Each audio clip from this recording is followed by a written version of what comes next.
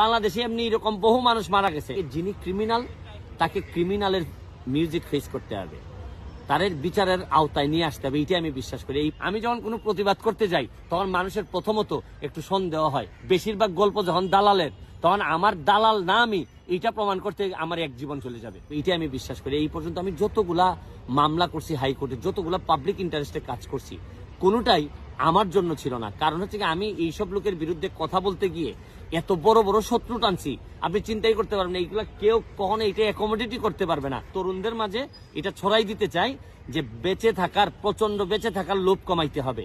এটা যদি লোভ কমাইতে পারেন তাহলে যতদিন বাঁচবেন বাঘের বাচ্চার মতো বাঁচবেন। তারপর আপনাকে এই অভিযোগগুলো প্রতিবারই কেন করা হয়? অভিযোগ করা হয় হচ্ছে কি, এইগুলা তো নতুন, কারণ এই দেশের যত গল্প শুনে মানুষ সবই হচ্ছে কি কম্প্রোমাইজের গল্প, যে ভাই টাকা দেন আপনারা কিছু বলবো না, সব তো ম্যানেজিং এর গল্প।